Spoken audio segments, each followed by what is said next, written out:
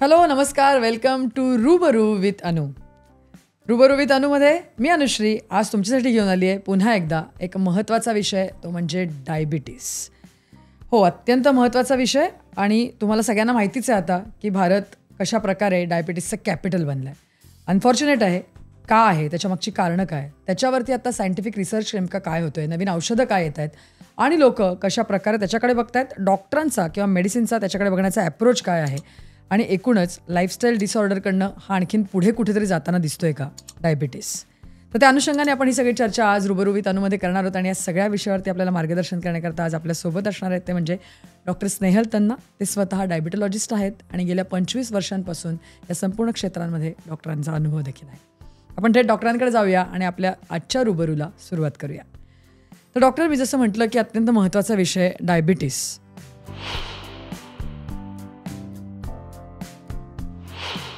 सुरुवातीला मला तुम्हाला तेच म्हणायचं आहे की आपल्या आधी असं म्हणायचं आहे की साखरेचं खाणार त्याला म्हणजे देव देणार असं म्हणायचं आहे, पण आता अक्षरशः असं झालं की साखरेचं खाणार त्याला देव डायबिटीस देणार. ही फॅक्ट आहे का? पहिली तर साखर खाऊन डायबिटीज होत नाही. एक्झॅक्टली. किंवा गोड खाऊन डायबिटीज होत नाही. पण हेही खरं आहे की मालन्यूट्रिशन म्हणजे चुकीचं खाऊन डायबिटीज होतं. ओके. न व्यायाम करून किंवा ते खाल्लेलं जिरवलं नाही किंवा व्यायाम नाही केला तर डायबिटीज होऊ शकतं. सो एकदा डायबिटीज झाल्यावर साखर बंद करावी लागते, पण साखर खाऊन डायबिटीज होणं हे एक थोडंसं चुकीची गोष्ट आहे. बरं, पण एकूणच जसं आपण म्हणतो आता की डायबिटीस आज भारत कॅपिटल बनलं आहे. प्रचंड डायबिटीसचं प्रमाण वाढलेलं आहे आणि प्रत्येक घरामध्ये एक तरी अनफॉर्च्युनेटली पेशंट असतो जो डायबिटीसने ग्रासलेला असतो. तर काय म्हणजे एक्झॅक्टली एवढं प्रमाण वाढण्यामागची कारणं काय? टाईप 1 टाईप 2 डायबिटीस नेमकं काय, म्हणजे एकूणच थोडंसं जर का डायबिटीसचा आपल्याला लेखाजोखा द्यायचा असेल आपल्या व्ह्युअर्सना तर काय सांगा? हो, हे खरंच आहे की डायबिटीसचं प्रमाण इंडियामध्ये खूप वाढलं आहे. सो फॉर एक्झाम्पल 25-27 वर्षाआधी मी जेव्हा डायबिटीस हे पोस्ट ग्रॅज्युएशन म्हणून सिलेक्ट केलं होतं तेव्हा माझ्या मित्रांनी माझ्या सगळ्यांनी खूप जणांनी सांगितलं की तू फक्त म्हातारे पेशंट बघशील, तुला हार्डली काही पेशंट मिळतील. पण तुम्हीच बघताय ह्या 25 वर्षात कसं चाललंय. आणि आता राईट फ्रॉम 15-16 वर्षापासूनचे पेशंट्स येतात. आणि नंबर्स तर सगळ्या क्लिनिक्समध्ये वाढलेच आहेत. ॲडमिट झालेले पेशंट जर फक्त बघितले तर 4था किंवा 5वा पेशंट डायबेटिक असतो त्याच्यातला. ओके. सो डायबिटीज हा एक आजार नाही आहे, हा एक विकार आहे ज्याच्यात तुम्ही जे खाता त्याचं ग्लुकोज किंवा शुगरमध्ये कन्वर्ट होतं आणि हे ग्लुकोज तुमचं शरीर वापरू शकत नाही. त्याला भरपूर कारणं आहेत. टाईप 1 टाईप 2 तुम्ही जे म्हणालात तर बेसिकली 3 टाईपचे डायबिटीज असतात. टाईप 1 टाईप 2 आणि गरोदर म्हणजे जेस्टेशनल डायबिटीज, प्रेग्नन्सीमध्ये होणारे डायबिटीज, वाढलेली साखर, त्याला जेस्टेशनल डायबिटीज म्हणतात. नाव सेईंग दॅट टाईप 1 म्हणजे टाईप 1 डायबेटिक पेशंट्समध्ये त्यांच्या शरीरात त्यांच्या स्वादुपिंडातून इन्सुलिन बनतच नाही. आता हे इन्सुलिन काय आहे? हे एक हॉर्मोन आहे जे आपल्या शरीराला इंधन किंवा फ्युएल पोचवतं. आपण जे काही खातो, काही असो, कार्बोहायड्रेट्स, फॅट्स, प्रोटीन्स, त्याचं आपल्या शरीराला काम काय, त्याचं डे टू डे ऍक्टिव्हिटीज जे दिवसभर आपण काम करतो त्याच्यासाठी जे इंधन किंवा फ्युएल लागतं त्याच्यात कन्वर्ट व्हायला पाहिजे हे जे आपण खातो. आणि इन्सुलिन हे एक हॉर्मोन आहे जे हे इझी करून देतं. नाव जर ते बनलंच नाही टाईप 1 पेशंट्समध्ये तर तुम्ही खाल्लं नाही खाल्लं तरी तुमच्या शरीरात हे सगळं काही साखरेतच कन्वर्ट होतं आणि ते वापरूच शकत नाही. ओके. टाईप 2 हे जे कॉमनली बघितलं जातं ते आपण पहिले म्हणायचो 60 नंतर होणारे डायबिटीस. ते पेशंट्स म्हणा किंवा ते व्यक्ती इन्सुलिन बनवतात पण त्यांचं शरीर त्यांच्या इन्सुलिनला दाद देत नाही. त्याला इन्सुलिन रेझिस्टन्स म्हणून आम्ही म्हणतो. हे पहिले 60-65 वर्षानंतर व्हायचं, पण आता तेच मी म्हणत होतो जसं की 15-16 वर्षापासूनच आम्ही बघायला लागलो. हे जास्ती त्रासदायक असतं पेशंटना रादर दॅन टाईप 1. टाईप 1 पेशंट्सना लाईफ लॉंग जन्मभर इन्सुलिन घ्यावं लागतं. ओके. टाईप 2 पेशंट्स पहिले डाएट, एक्सरसाइज, मग काहीतरी गोळ्या, आणि जर त्यांनी आहार आणि व्यायामाचा बद्दल लक्ष दिलं आणि पाळलं सगळं काय, तर त्यांना गोळ्याही लागत नाहीत. ओके. आणि काही टाईप 2 पेशंट्सनाही इन्सुलिनची गरज पडते. ओके. तिसरं म्हणजे हे प्रेग्नन्सीमध्ये होणारं जे जसं मी तुम्हाला सांगितलं ते. ओके. पण म्हणजे एकूण जर का बघितलं तर जसं तुम्ही आत्ता म्हणताय की 15-16 वर्षाची मुलं किंवा 15-16 वर्षाची लोक सुद्धा तुमच्याकडे आज पेशंट म्हणून येत आहे. काय म्हणजे एवढं प्रमाण वाढलं जे दिसतंय, एवढ्या लहान वयात वाढलेलं दिसतंय, काय नेमकी त्याची कारणं असू शकतात डॉक्टर? तुम्हाला काय जाणवतं? सो नॉर्मली आपण कुठल्याही पेशंटबद्दल बोललो की या व्यक्तीला डायबिटीज आहे, तर पहिले डोक्यात येतं की तू खाण्यात गडबड करतोयस, तू व्यायाम करत नाहीयेस, किंवा तुझ्या आई वडिलांना डायबिटीज आहे. हे नॉर्मली डोक्यात हे तिघच येतं. बरोबर. पण over a period of time हे सगळं महत्त्वाचं आहेच, तेवढंच महत्त्वाचं आहे. पण आता काय झालंय की तर तुम्हीच आठवण करा की आपण शाळा झाल्यानंतर आपण घरी जायचंच पहिले तर लेट असायचं, कारण आपण खेळायला जायचो. घरी बॅग ठेवून असेच खेळायला जायचो. आता आजकालच्या मुलांना पहिले तर टाइम नाहीये, ते ऑलमोस्ट रॅट रेसमध्येच आहेत सकाळ ते संध्याकाळ. म्हणजे ते टाइम पहिले आपण तासाच्या हिशोबाने फिरायचो, नंतर मिनिटाच्या हिशोबाने, हे लोक सेकंदाच्या हिशोबाने फिरतात. बरोबर. दुसरं खेळायला जागा नाहीये. राईट फ्रॉम शाळा पण आजकाल अशी शोधावी लागते जिथे काहीतरी प्लेग्राऊंड असेल, जागा नाहीये. आणि तिसरं, जागा असेल, टाइम असेल, तरी त्यांच्या हातात खूपशे गॅजेट्स आहेत ज्याच्यामुळे ते बाहेर जातच नाही. हो ना. सो हे फॉर एक्झाम्पल आता ह्या कोविडमध्ये जेव्हा पहिल्या आणि दुसऱ्या वेव्ह कोविडची आलेली, मध्ये थोडे दिवस जेव्हा सगळं सुटलेलं, तेव्हा आम्ही ऑलमोस्ट 15 ते 20 या वयाचे मुलं आमच्याकडे आलेले विथ हाय ग्लुकोज लेवल्स. कारण पहिला वेव्ह खूपच स्ट्रिक्ट होता, सगळे घरी होते, घाबरून म्हणा किंवा इवन गव्हर्नमेंट नॉर्म्समुळे.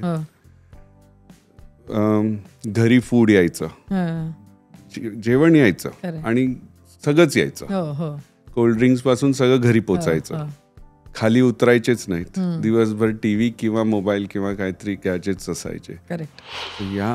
या कारणामुळे हे अचानकच या सगळ्या मुलांमध्ये खूपच स्थूलपणा वाढला, आणि त्याच्यामुळे इन्सुलिन रेझिस्टन्स जे मी बोललो, ते इन्सुलिन चांगलं बनवतायत, पण त्यांच्या शरीरात त्यांचंच शरीर त्यांच्या स्वतःच्या इन्सुलिनला दातच देत नाही. हे हळूहळू वाढतच चाललंय. आत्ताही तुम्ही बघा, लहान मुलांना ही सिरियल चालू झाली म्हणून जेवायला देत आहेत, आणि ही सिरियल संपेस्तोर हे जेवण संपलं पाहिजे. आता त्याच्या अर्धा तासाच्या आधी त्यांनी काहीतरी खाल्लंय, दॅट इज इमटेरियल. ही वेळ झाली म्हणून खायचं. ओके. भूक लागली म्हणून खात नाही आजकाल, वेळ झाली म्हणून खातायत. आणि सगळ्या कारणामुळे खूपच कॉमन झालंय आणि वाढायला लागलंय. बरं. पण डॉक्टर, जसं तुम्ही आता मगाशी उल्लेख केलात की सुरुवातीला कसं की आपल्या घरी आई वडिलांना डायबिटीस आहे म्हटल्यानंतर आपल्याला डायबिटीस होण्याचे चान्सेस आहेत, म्हणजे एक जेनेटिक डिसऑर्डर म्हणून त्याच्याकडे बघितलं जायचं. गेल्या काही वर्षामध्ये डायबिटीस एक लाईफस्टाईल डिसऑर्डर आहे म्हणून कुठे ना कुठेतरी ते पुढे आलं. आणि आता रिसेंटली बऱ्याच वेळेला माझ्या कानावर ही टर्म आली की लाईफस्टाईल डिसऑर्डर पुढे जाऊन हा कुठेतरी एक मेडअप आजार आहे की काय डायबिटीस, इथपर्यंत जाऊन पोचल्यात गोष्टी. तर फॅक्ट चेक काय, being a doctor, being a diabetologist, इतके वर्ष तुम्ही या क्षेत्रामध्ये आहात, ह्याचं एक्झॅक्टली फॅक्ट चेक काय? सो मेडअप म्हणजे काय, आय डोंट थिंक, हे तर आकडे तर तुम्ही बघताच आहात. म्हणजे number of patients with diabetes ती वेगळीच गोष्ट तिथे दिसतेच, सगळ्या क्लिनिक्समध्येच दिसतंय, सगळ्या हॉस्पिटल्समध्ये दिसतंय. पण जेनेटिक बॅकग्राऊंड असणे हे एवढं वाईट नाहीये. ओके. म्हणजे फॉर एक्झाम्पल, एक फक्त वडिलांना डायबिटीज असेल तर द रिस्क की त्यांच्या मुलांना होणे इज फक्त 10-15%, त्याच्यापेक्षा जास्त नाहीये. ओके. फक्त आईला असेल तर थोडंसं जास्ती, 15 ते 20%. पण दोघांनाही असेल तर चान्सेस थोडेसे जास्ती वाटतात, ऑलमोस्ट 35 ते 50%. बट तेवढंच नाही आहे हे. अगेन सेम लाईफस्टाईल चेंजेसमुळे it is a lifestyle disorder. हे आजार आणि डिझीज नाही आहे. म्हणजे ह्या मलेरियासारखं नाही आहे की मी तुम्हाला गोळ्या दिल्या किंवा कोणीही त्याच्यावरती काही ट्रीटमेंट केली की झालं संपलं. हे लाईफ लॉंग चेंजेस जे होतात, आपण over a period of time आपण म्हणतो आपण इव्हॉल्व्ह झालोय किंवा आपलं एन्व्हायरमेंट इव्हॉल्व्ह झालंय, तर आपलं एन्व्हायरमेंट खूप फास्ट इव्हॉल्व्ह झालंय. आपल्या शरीराला अजून त्याची सवय नाही झाली आहे. म्हणजे जितके इन्व्हेन्शन्स डिस्कवरीज आपल्या आजूबाजूला होत आहेत, राईट फ्रॉम ट्रॅव्हलसाठी. पहिले आपल्याला there used to be a rickshaw stand, तिथे जाऊन तिथे रिक्षा स्टँडला उभं राहायचं, तिथे रिक्षा यायची. आता फोनवरतून किंवा फोन करून किंवा फोनवरतून ॲपवरतून तुमच्या रिक्षा तुमच्या डोरस्टेप्सला येतात. सो हे जे आजूबाजूचं इव्हॉल्वमेंट झालं एन्व्हायरमेंटचं, तेवढं फास्ट आपलं शरीर इव्हॉल्व्ह झालं नाही. अजून आपल्या शरीराला ती सवय नाही आहे की हे सगळे चेंजेस जे झालेत त्याला ॲडजस्ट होण्यासाठी. Over a period of time कदाचित होईल. जसे आजकाल तुम्ही बघताय लहान मुलांचे अंगठे जास्ती स्ट्रॉंग असतात बिकॉज ऑफ द मोबाईल. तसं कदाचित आपलं स्वादुपिंड पण तसं ऍडजस्ट करेल की बाबा आता ही व्यक्ती चालणार नाहीये, आता ही व्यक्ती हे जंक फूड खाणार आहे. कदाचित होईल, पण अजून ते खूप स्लो प्रोसेस आहे आणि it is definitely a lifestyle disorder. Okay. So मला वाटतं खूप छान प्रकारे तुम्ही फॅक्ट चेक समजावून सांगितलेली आहे. ही इव्हॉल्व्ह होणं अजून बॉडीली घेतलेलं नाही, फक्त मला वाटतं माइंडनी ठरवलं, माइंड आणि आपलं सराउंडिंग चेंज झालंय. खरंय. पण डॉक्टर, जसं आपण आता म्हणतो ना की लोकांमध्ये आता डायबिटीसचं प्रमाण आजूबाजूला एवढं वाढलं असल्यामुळे कुठेतरी त्याच्याबद्दल एक गांभीर्य पण आलेलं आहे, थोडंसं सेल्फ अवेअरनेस पण आलेलं आहे आणि लोक वाचतात, त्यांना माहिती असतं. तर बऱ्याच वेळेला काय होतं, फास्टिंग पीपी तर आता नॉर्मलच झालं, लोक करतातच. HbA1c पण आता सगळ्यांना माहिती झालं आहे. त्याच्यामुळे काय होतं, HbA1c करतात. म्हणजे एक एक्झाम्पल द्यायचं झालं तर बऱ्याच वेळेला असं होतं की 3 महिने गोड बंद करतात, HbA1c करतात, नॉर्मल येते आणि मग खुश होतात की बाबा मला काही नाही. वाईस वर्सा 3 महिने आता काय दिवाळी आली की भरपूर गोड खातात आणि मग HbA1c करतात, ती वाढलेली असते आणि मग त्यांना भीती वाटते की अरे म्हणजे आता आपल्याला डायबिटीस झाला की काय. So what is the thing, म्हणजे HbA1c एकतर कधी करावी, कोणी करावी, याच्या संदर्भात काही नॉर्म्स असले पाहिजेत की नाही, आणि ॲज अ डॉक्टर म्हणून तुम्ही काय सांगा? सो आपण दुसरा पार्ट पहिले घेऊया की मला डायबिटीज आहे की नाही. नक्की. एक व्हॅल्यू HbA1c ची म्हणा किंवा फास्टिंगची म्हणा किंवा पोस्ट लंचची म्हणा किंवा रँडम म्हणा. सो एक आकडेच देऊन टाकतो. Fasting below above 126, 126, post lunch about 200 आणि HbA1c अबाव 6.5. हे त्याच्यावरती जर असेल तर ती परत 3 महिन्यांनी किंवा 2 महिन्यांनी रिपीट करावी आणि मगच कोणाला तरी लेबल करावं की ह्या व्यक्तीला डायबिटीज आहे की नाही. एक व्हॅल्यू वाढलेली आली डझंट मीन एनिथिंग. ते तुम्ही म्हणालात तसं खूपशे परत बॅकग्राऊंड फॅक्टर्स असतात ज्याच्यामुळे टेम्पररीली साखर वाढते. राईट फ्रॉम खाणं पिणं सोडा, कधी कधी ॲडमिशन्समुळे, काही स्ट्रेसमुळे, सर्जरीजमुळे, त्याच्यामुळे टेम्पररीली साखर वाढते. त्याला ट्रान्झिएंट हायपरग्लायसिमिया म्हणतात. त्याला डायबिटीज हे लेबल लावणं चुकीचं आहे. सो ह्याच तिन्ही टेस्ट 2 महिन्यांनी परत करा. जर परत त्याच रेंजमध्ये आली किंवा वाढलेल्या रेंजमध्ये, मी म्हणालो त्याच्यापेक्षा जास्ती आली, तर त्याला डायबिटीज हे लेबल करता येईल. आता पहिला पार्ट की माझा आजार गेला का. पहिले तर हा आजारच नाही आहे, हा विकार आहे आणि हा लाईफ लॉंग प्रकार आहे. रिव्हर्सल बद्दल नंतर बोलू पाहिजे. पण खूपदा हे असं आमच्या ह्याच्यातही खूपदा असं डिस्कशन होतं की डायबिटीज क्युअर झालं की नाही किंवा डायबिटीज रिव्हर्सल झालं की नाही, ते कोणाला सांगायचं, कुठल्या पेशंटना सांगायचं की तुमचं डायबिटीज रेमिशनमध्ये गेलं, तुमच्या गोळ्या बंद. ॲटलिस्ट 3 ते 5 HbA1c सबसिक्वेंटली सगळे नॉर्मल रेंजमध्ये असतील, म्हणजे दर 3 महिन्यांनी केलेले, म्हणजे ऑलमोस्ट 1 वर्ष झालं. बरोबर. 9 महिने तर झाले 3 ह्याच्यात. ते सर्व जर HbA1c आणि फास्टिंग पीपी कंट्रोलमध्ये असतील तर तुमचं डायबिटीज रेमिशनमध्ये आहे हे सांगता येतं. किंवा माझा हा डायबिटीस हा आजार जे काही सगळे सांगतात तुम्ही त्याच्यातून बाहेर निघालो. तिथपर्यंत एक व्हॅल्यू चांगली आली आणि हे खूप कॉमन आहे. एक व्हॅल्यू नॉर्मल आली म्हणून तर डॉक्टरांकडे पण येत नाहीत पेशंट्स फॉलोअपला की झालं माझं आता नॉर्मल. पण सबसिक्वेंट 3 ते 5 मिनिमम HbA1c तुमचे रेग्युलरली नॉर्मल रेंज 6.5च्या खाली आलेत आणि फास्टिंग PP मी म्हणालो त्या रेंजमध्ये असतील तर तुम्ही रेमिशनमध्ये आहात. म्हणजे या गोष्टींचा आधी विचार केला पाहिजे तरच तुम्ही स्वतः लेबल करू शकता. तर ते स्वतः लेबल करू शकता. Even medically we are allowed to label them in remission. Okay, रिव्हर्सलवरती जाऊच आपण डॉक्टर नंतर. पण मला तुम्हाला हेच म्हणायचं जसं तुम्ही आता म्हणताय की हा एक विकार आहे किंवा एक लाईफस्टाईल डिसऑर्डर जर का आहेच तर मग बऱ्याच वेळेला काय होतं की लक्षणं म्हणजे सिम्पटम्स येतातच असं पण नाही. त्यामुळे काय होतं की मला डायबिटीस झाला आहे जसं तुम्ही म्हणालात मगाशी, तो ओळखायचा कसा? मला डायबिटीस झाला आहे हे ओळखणं फार गरजेचं आहे ना, कारण त्याच्या ट्रीटमेंटला जाण्यापूर्वी मला कळलं तर पाहिजे. हा एक मेजर प्रॉब्लेम आहे मधुमेहाचा की the commonest symptom or complain of diabetes is no symptom. Exactly. हे म्हणजे आम्ही जेव्हा शिकत होतो तेव्हा आमचे प्रोफेसर्स पण सांगायचे the commonest symptom is no symptom. आणि इट्स नॉट ओनली की ज्याला डायबिटीज नसेल आणि आता झालंय त्याला सिम्पटम्स. इवन डायबिटिक पेशंटनाही त्रास नसतात. किती जणांना असतं की माझे आकडे असू दे जास्ती, मला काही त्रास होत नाहीये. पण हा जेव्हा त्रास चालू होतो तेव्हा ते ऑलमोस्ट खूप लेट झालं असतं. सो फॉर एक्झाम्पल डायबिटीसचे लक्षणे जेव्हा येतात म्हणजे लघवीला जास्त होणे, भूक खूप लागणे पण माझं वजन कमी होणे आणि तहान खूप लागणे, हे पॉलियुरिया, पॉलिडिप्सिया आणि वेट लॉस हे standard classical symptoms of diabetes म्हणतात. ते जेव्हा येतात त्याच्या ऑलमोस्ट 3 ते 5 वर्ष आधीपासून तुमची साखर वाढत असते. अच्छा. ह्या सिम्पटम्स यायला ऑलमोस्ट 3 ते 5 वर्ष लागतात. ओके.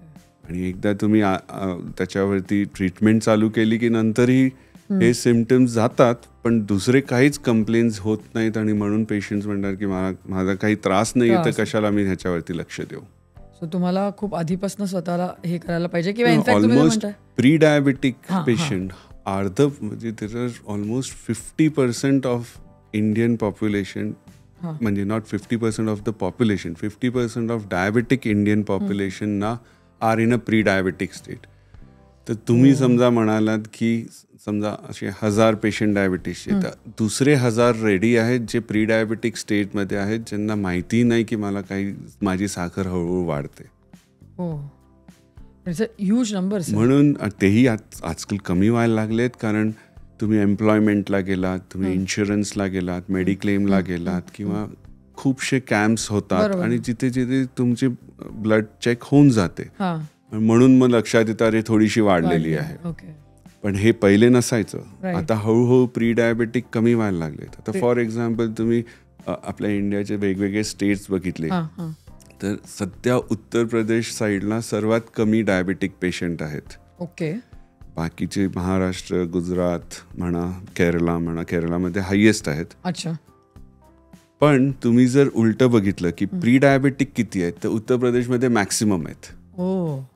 आता विदिन नेक्स्ट 2 to 10 इयर्सच्या मध्ये तिकडे मॅक्सिमम डायबेटिक असणार आहे. सो हे म्हणून लक्षणांची वाट बघू नका. तुम्हाला जसं जिथे वेळ मिळेल ज्या कारण, आणि आजकाल होऊनही जातं ब्लड टेस्ट. तुम्ही ताप आला असेल आणि ते एका बरोबर 25-60 टेस्ट होऊन जातात, त्याच्यात ग्लुकोज लेवल्स पण येऊन जातात. ओके. पण मग डॉक्टर आयडियली कधीपासून या टेस्ट करणं गरजेचं आहे असं वाटतं तुम्हाला? कारण मी तुम्हाला प्रश्न विचारते कारण तुम्ही म्हणाला तसं की आता 15-16 वर्षाच्या जर का मुलांना डायबिटीस होत असेल तर मग आयडियली हा टेस्ट करणं कधी गरजेचं आहे? सो तेच आमच्या बुक्समध्ये लिहिलेलं की 55 वर्षानंतर करायला पाहिजे. पण आता आयडियली 20 वर्षानंतर ॲटलिस्ट वर्षातून एकदा तुम्ही ब्लड टेस्ट नाही केलं, चुकून तुमच्या दुसऱ्या कारणामुळे युरिन टेस्ट केली, त्याच्यातही थोडंसं ग्लुकोज दिसलं तर सगळे ब्लड टेस्ट करून घ्यावे.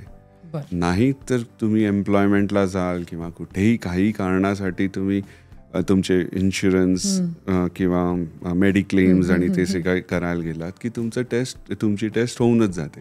तर तुमचा प्रश्नाचं उत्तर ॲक्च्युली 20 वर्षाच्या आसपास एकदा तरी टेस्ट केली पाहिजे.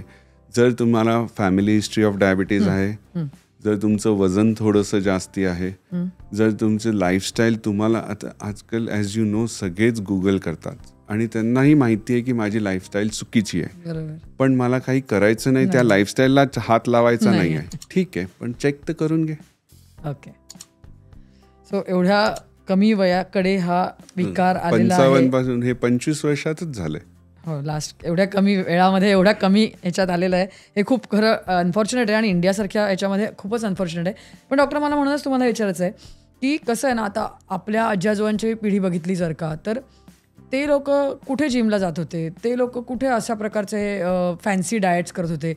आपलं जेवण तर असंच होतं, भरपूर भात. आता कोकणासारखं जर का प्रांत बघितला तर भातच खाल्ला जातो तिथे. किंवा आपण जर का नॉर्मल जर का त्यांचं जेवण बघितलं तर साखरेचं प्रमाण होतंच की त्याच्यामध्ये त्यावेळेला सुद्धा. पण त्यावेळेला कुठे डायबिटीस आणि सतत कुठेतरी पेशंट तुम्हाला मिळतोच आहेच असं दिसायचं नाही. आता असं नाही आहे, आता उलट झालं आहे. आता लोक थोडं हेल्थ फ्रीक आहेत, म्हणजे जिमला जातात, थोडा व्यायाम करतात, चांगले डाएट घेतात, ऑर्गॅनिक प्रोडक्ट खातात. असं असून सुद्धा डायबिटीसचं प्रमाण मात्र वाढतंच आहे. हे कुठेतरी कॉन्ट्राडिक्टरी नाही वाटत? हे ह्याचं ॲक्च्युली उत्तर खूपच सोपं आहे. There is something called as NEET, NEET, non exercise energy thermogenesis. बर. So this non exercise energy thermogenesis काय, मी 2 मिनिटात एक एक्सप्लेन करतो. नक्की. सो ऑलमोस्ट 20 वर्षाआधी मी एक लेक्चर ऐकलेलं. ते लेक्चरर USहून आलेले. ते त्याच्या आधी 30 वर्षापासून ते बघत होते, ह्या नीटवरती ते संशोधन करत होते. हे काय आहे, त्यांनी 2 जुने माहिती आहे केबिन्स असायचे ऑफिसमध्ये, मोठे मोठे केबिन्स, जिथे फॅक्स मशीन, लँडलाईन सगळं असं. त्यांनी 2 कॅमेरे लावले. तेव्हा व्हिडिओ कॅमेरे नसायचे, सो तेव्हा ते फोटोज काढायचे थोड्या वेळाने. आणि एक त्यांनी व्यक्ती चूज केला जो रेग्युलरली जिमला जायचा, दुसरा चूज केला जो कधीच नाही जायचा. पण जो जिमला जायचा त्याला 3 ते 5 वर्षांनी ब्लड प्रेशर वाढलं, कोलेस्ट्रॉल वाढलं आणि थोडीशी ग्लुकोज लेवल्स वाढली. तो जिमला नाही जायचा त्याचं सगळं नॉर्मल होतं. बाकी factors more or less same होते, वय सेम होतं, वजन सेम होतं वेन दे वर पिक्ड अप. तर फरक काय झाला की ह्यांचा जो जिमला नाही जायचा तेव्हा फॅक्स यायचा, तर तो उठून त्या फॅक्स मशीनजवळ उभा राहायचा, ते फॅक्स संपेस तो उभा राहायचा. फोन आला तो लँडलाईनच्या जवळ जायचा, उभा राहून लँडलाईनवरती बोलायचा टिल ही फिनिशेस हिज फोन कॉल. जो जिमला जायचा त्याची ती चेअर व्हीलवाली होती, तो चेअर म्हणजे आता व्हीलचेअरच म्हणायची, पण चेअर्स विथ व्हील, तो सरकवायचा आणि तिथून फोन बसल्या बसल्या घ्यायचा, फॅक्स बसल्या बसल्या पिक करायचा. All this guy did was stand up Wien ever he could. So that is non exercise energy thermogenesis. आपले आजोबा, आईवडील आणि आजोबा, त्यांना मी तुम्हाला सांगितलं जसं कुठेतरी जायचे तर चालत जायचे आणि मग काहीतरी वाहन मिळायचं. करेक्ट. त्यांना घरकाम तर होतच, प्लस खूप शारीरिक त्यांची काम खूप असायचे. बरोबर. हळूहळू जसं आपल्या एन्व्हायरमेंट चेंज व्हायला लागले, आपल्याला सगळं सोपं हातात यायला लागलं. सगळं मोबाईलवर आहे. सिम्पल गोष्ट, तुम्हाला चेक टाकायचं होता, तुम्हाला पैसे ट्रान्सफर करायचे, बँकेत जावं लागायच्या, बँकेच्या लाईनीत उभं राहावं लागायचं. आता सगळं मोबाईलवरून आणि तुमच्या लॅपटॉपवरून होतं. सो जसं जसं हे सगळे शारीरिक कामं कमी व्हायला लागली, खाणं तेच राहिलं. माझे वडील जे खायचे, माझे आजोबा जे भात खायचे, जितकं भात खायचे, तूप टाकून वरण भात खायचे, मी खातो तेच, पण मी काम कमी करतोय. तर वापरणंच नाहीये. So this non exercise energy thermogenesis खूप इम्पॉर्टंट आहे. आणि थोडं डोकं वापरलं तर एवढं तर आपण आपल्या आजोबांसारखं तर नाहीच करू शकणार आहात, पण ॲटलिस्ट जितकं पोचू तितकं कमी करू शकू त्रास आपला. नक्की. मला वाटतं खूपच छान आणि वेगळी कॉन्सेप्ट तुम्ही सांगितली. आणि जसं तुम्ही म्हणालात ते आन्सर सिम्पल आहे, पण आपल्या डोक्यापर्यंत ते पोचलेलं नाही कदाचित, तो कुठेतरी प्रॉब्लेम आहे. ते आज आपण पोचण्याचं काम करूया डॉक्टर. पण जसं आता मी म्हणते की तुम्ही आताही म्हणताय की आपण काहीच करायला बघत नाही, म्हणजे सगळं बसून आपल्या हातात आहेत सगळ्या गोष्टी. आणि मग बऱ्याच वेळेला हे डायबिटीसचे पेशंटसुद्धा येतात, तुम्ही म्हणाल तसं त्यांची साखर वाढलेली असते, मग ते भितात, मग गोळ्या घेतात. एक पिरियड नंतर त्यांना त्या गोळ्या घ्यायच्याच नसतात. कारण त्यांचं एक कुठेतरी नोशन असतं, मला डायबिटीस झाला आहे म्हटल्यानंतर मला आयुष्यभर गोळ्या घ्यायला लागणार आहेत, आणि मग ते एका पॉईंटला कंटाळतात आणि गोळ्या स्वतः बंद करून टाकतात. असे पेशंट्स तुमच्याकडे येत असतील. काय असतो, काय अप्रोच असतो तुमचा, त्यांचा काय हा ॲटिट्यूड असतो? पहिली तर ही एक गैरसमजूत आहे की गोळ्या बंद होत नाहीत. डायबिटीसच्या गोळ्या खूप जणांच्या बंद होतात. इन्सुलिन जे पेशंट्स टाईप 2 डायबेटिक पेशंट असतील, ज्यांना टेम्पररी इन्सुलिन द्यावं लागतं, त्यांचं इन्सुलिनही बंद होतं, गोळ्याही नंतर बंद होतात. तुम्ही जर आहार रेग्युलर ठेवला, जे स्टँडर्ड आपलं ट्रेडिशनल डाएट ठेवलं, व्यायाम ट्रेडिशनल ठेवला, इन टर्म्स ऑफ जिम जाणे हे व्यायाम नुसतं नाही आहे. तुम्हाला वेळ काढून स्वतःसाठी 1 पाऊण तास ते 1 तास दिलं पाहिजे दिवसभरात. त्याच्यात तुम्ही कसंही करून ते म्हणजे स्टेअर्स चढा, उभे राहा, फोन आला तर चालता चालता बोलत राहा, असे सिम्पल व्यायाम केले. अपार्ट फ्रॉम तुम्ही रेग्युलर सूर्यनमस्कार म्हणा किंवा स्विमिंग म्हणा किंवा तुम्हाला जे काही आवड असेल in terms of badminton, cricket, हे सगळं रेग्युलर ठेवलं तर 100% इन्सुलिन गोळ्या सगळ्या बंद होऊ शकतात. अजून एक कॉमन प्रश्न पेशंट्स येतात, सगळं खाऊन पिऊन म्हणजे वडा समोसा खाऊन पिऊन येतात आणि विचारतात की ह्या गोळ्यांनी साईड इफेक्ट होणार का? तर हो, पहिले तसे गोळ्या असायच्या ज्याच्याने थोडेसे साईड इफेक्ट जास्ती होते. आता खूपसे सिम्पल झालेत आणि मोस्ट ऑफ दीज टॅबलेट्स आम्ही आजकाल आता ऑलमोस्ट नाही म्हटलं तरी 25 ते 50 वर्ष वापरले गेलेले आहेत गोळ्या. सो आता आम्हाला डेफिनेटली सांगता येईल की या गोळ्यांनी त्रास होत नाही. देर आर पेशंट ज्यांनी ऑलमोस्ट 41 वर्ष ही गोळी घेतली आणि अजून बरे आहेत. आता डेफिनेटली सांगता येईल की हे सेफ गोळ्या आहेत. सो खूपशा आजकाल गोळ्या आहेत, ऑलमोस्ट सगळ्या. There are very few tablets जे राहिलेत जे कधी कधी द्यावे लागतात ज्यांचे साईड इफेक्ट आहेत. पण other than that most of these are time tested म्हणावं, रादर देन मी कुठलाही स्टडी सांगण्यापेक्षा टाइम टेस्टेड आहेत. आम्ही सगळ्यांनी आमच्या क्लिनिक्समध्ये वापरलेले आहेत. नक्की. पण डॉक्टर, जसं मी म्हटलं की हा जो पेशंटचा ॲटिट्यूड असतो ना कुठेतरी, की ते स्वतः त्यांच्या गोळ्या बंद करून टाकतात, अशा पेशंट्सना नंतर हँडल करणं, कारण येतात तर परत तुमच्याचकडे ना, 6 महिन्यानंतर मग परत प्रचंड साखर वाढते आणि परत तुमच्याकडेच येतात. अशा पेशंट्सना हँडल करणं किती डिफिकल्ट असतं, आणि किंवा त्यांना हे सांगणं की बाबा अजून तुम्हाला काही काळ हे करावं लागेल, with lifestyle modification or with something else, you have to take this. So ह्याला फ्लक्च्युएटिंग ग्लुकोज जे असते की आज नॉर्मल आहे म्हणून मी माझ्या गोळ्या बंद केल्या आणि मग एकदमच वाढली म्हणून मी गोळ्या परत चालू केल्या. त्याला मी पेशंट्सना एक सिम्पल गोष्ट सांगतो. एक मस्त स्टडी होती ज्याच्यात 3 पेट्री डिश म्हणजे ते डिशेस घेतलेले, त्याच्यात तिन्ही ह्याच्यात सेल्स टाकलेले, म्हणजे आपले एका पहिल्या पेट्री डिशमध्ये साखर एकदम नॉर्मल ठेवलेली, दुसऱ्या डिशमध्ये साखर 180-200 म्हणजे थोडी वाढलेली ठेवलेली कंटिन्युअसली, आणि तिसऱ्या डिशमध्ये लो आणि हाय करायचे, म्हणजे एकदम लो करायचे आणि एकदम हाय करायचे. सर्वात जास्ती डेथ म्हणजे सेल्सच्या death was in the third dish, जिथे साखर वर खाली खूप झाली. अच्छा. जी कन्सिस्टंटली 180च्या आसपास किंवा 200 पर्यंत होते त्यांनाही तेवढा त्रास त्या सेल्सना झाला नाही जितकं नॉर्मल सेल्सच बरेच होते. ह्यांना थोडासा त्रास जास्ती नाही झाला आणि जास्ती डेथ नव्हते. म्हणजे समजा 100 सेल टाकले तर त्याच्यातले फक्त 10 डेथ झाली. इथे मॅक्सिमम 50% जास्ती सेल डेथ झाली जस्ट बिकॉज ते शुगर खूप फ्लक्च्युएट होते. अगेन इव्होल्युशन, आपल्या सेल्स आपल्या शरीराला ती सवय होऊन जाते. खूप पेशंट्स येऊन सांगतात माझी 250-200च्या मध्ये राहते आणि मला त्याला काही त्रास नाही. That's okay.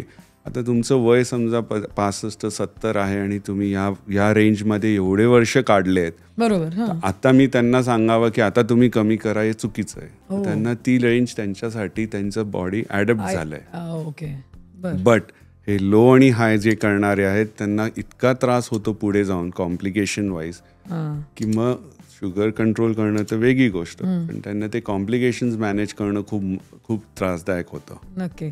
तुम्ही आता कॉम्प्लिकेशनचा विषय काढलाय म्हणून माझ्या डोक्यात ते चाललं की डायबिटीसकडे त्या दृष्टिकोनातनं पण गांभीर्याने बघायला लागतं किंवा बघितलं जातं, कारण इतर बऱ्याच ऑर्गन्सवरती डायबिटीसमुळे इम्पॅक्ट होतो.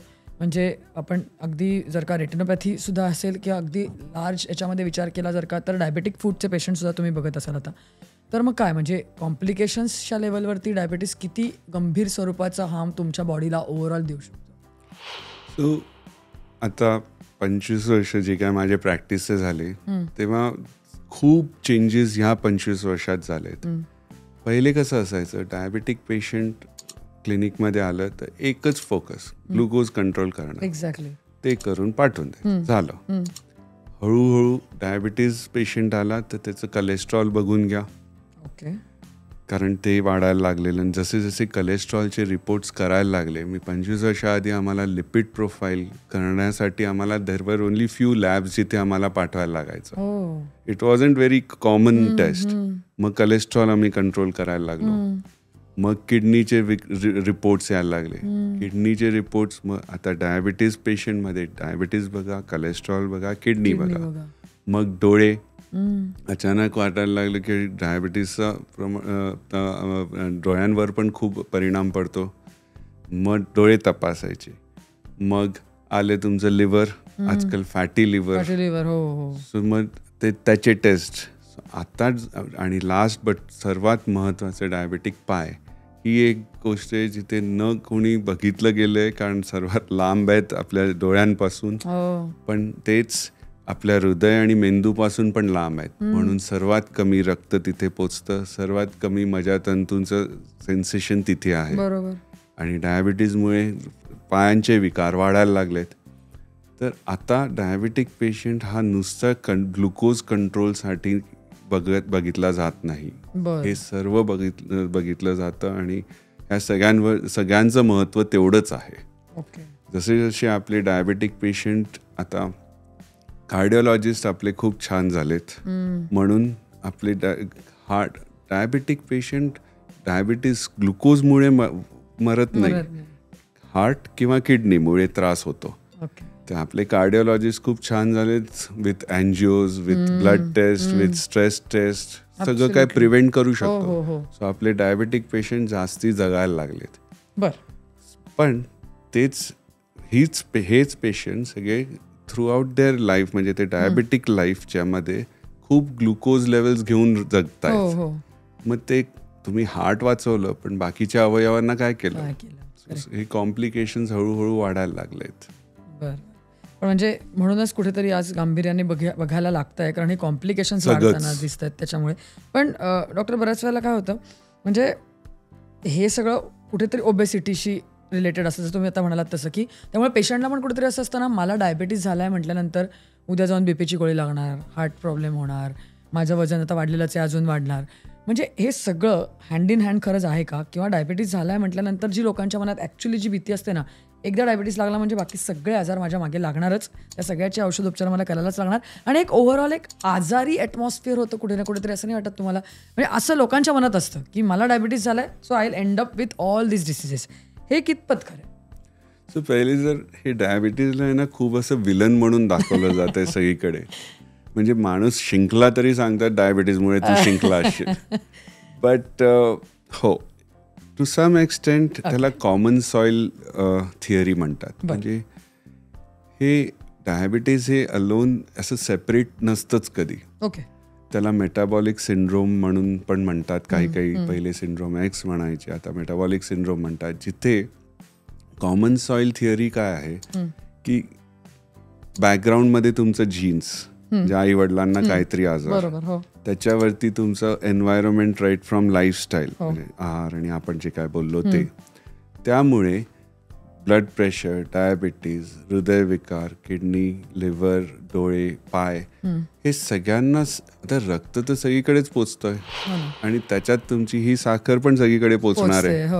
म्हणून जर तुम्ही कंट्रोल, पहिले तर तुम्ही स्वतःला डायग्नोज करून घ्या की आहे की नाही. राईट. जर आहे की नाही तर कसंही कंट्रोल करा. तुम्हाला डाएट एक्सरसाइज नाही करायचं तर तसं करा, नाही जमलं तर गोळ्या घेऊन करा. आणि जर कंट्रोलमध्ये ठेवलं तर हे सगळे टाळता येतात कॉम्प्लिकेशन्स.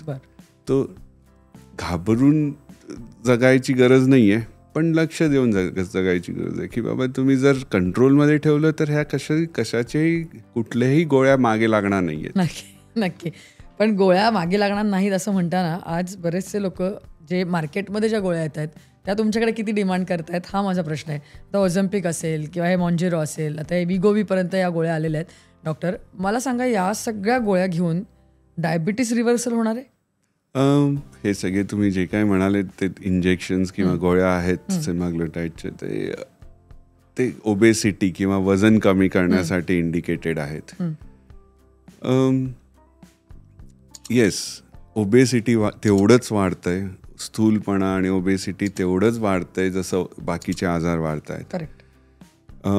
खूपच, म्हणजे in fact over a period of last 20 years स्थूलपणा, आपण पहिले वजन बघायचो, BMI, वेस्ट सर्कम्फरन्स, हे खूपच वाढायला लागले. एक सिम्पल गोष्ट, तुम्ही ओव्हरसाइज क्लोथ्सचे स्टोर्स पण खूप दिसायला लागलेत. ॲब्सोल्युटली. सो पण हे ओबेसिटी किंवा स्थूलपणा हा पण आपण परत एक कुठलाही एक ओबेस पेशंटला किंवा ओव्हरवेट पेशंटला पर्सनला बघितला की आपल्या मनात काय येतं, हा खाण्यात गडबड करतो, हा चालत नाही, हा दिवसभर मोबाईलवर असतो. पण तसं नाहीये. हा आता एक वेगळा आजार झालाय. Okay. So obesity just lifestyle change नाही, लाईफस्टाईल प्रॉब्लेम नाहीये. ओके. हा एक आजार झालाय जिथे तुमचं सेट पॉइंट, ईच पर्सन, म्हणजे तुम्ही एका फॉर एक्झाम्पल असंही पण बघाल की खूप ओव्हरवेट पेशंट आहे पण त्याला काही त्रास नाही. हो असतं ना. आणि उलटे पण बघाल जिथे एकदम फिट माणूस पण त्याला सगळे त्रास असते. सो त्याला each person has a set point in their brain म्हणा, राईट फ्रॉम ब्रेन पासून बाकीच्या अवयवांमध्ये, जिथे त्या व्यक्तीला त्याच्यासाठी हे वजन परफेक्ट आहे. आता हे कसं जाणायचं? त्या वजनाला तुम्हाला कुठल्याही गोळ्या घेत नाही आणि कुठलाही आजार नाहीये, तर हे वजन तुमच्यासाठी परफेक्ट आहे. हे आयडियल बॉडी वेट जे आपण म्हणतो की या हाईटला एवढं वजन पाहिजे, ते चुकीचं आहे. ओके.